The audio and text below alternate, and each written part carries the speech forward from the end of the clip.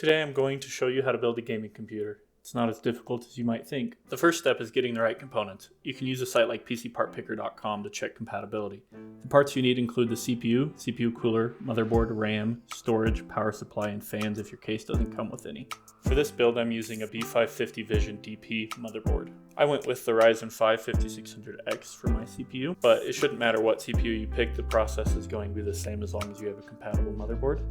You'll just lift the cover right up and put your CPU in the correct orientation. There's usually a little arrow on the CPU and on the motherboard to tell you which way it'll go, but it actually won't let you put it in if you're putting it in the wrong way. Then you'll drop the latch back down.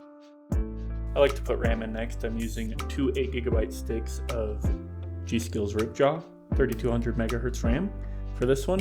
There are slots that it needs to go on the motherboard, but there's a little diagram that will show you which way to put it. Just make sure you put it in the correct orientation. It's wise to go with at least 2 sticks of RAM so that you can run in dual channel mode, which is faster than single channel. Make sure you don't forget to put your thermal paste on. I like to do a good size drop right in the middle, and then when you apply your cooler, it will spread it out. I ended up switching to an AIO liquid cooler, but installing is pretty simple. You just want to make sure that you have your correct standoffs on your motherboard, and then just slide it right down.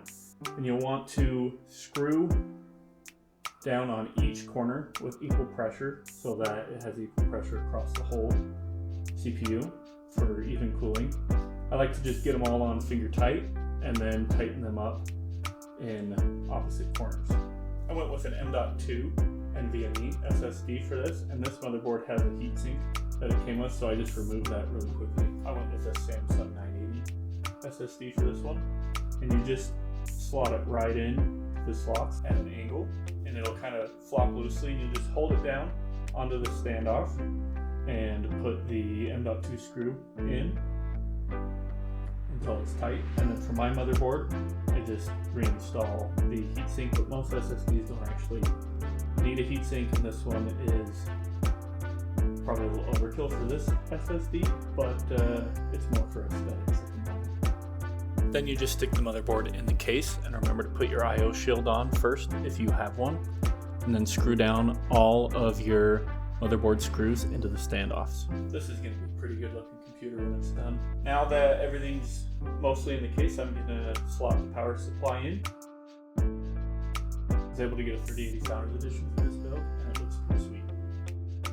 Now that I've got the power supply in and rerouted the cables, it's time to put the 3080 in. You just slide it right in.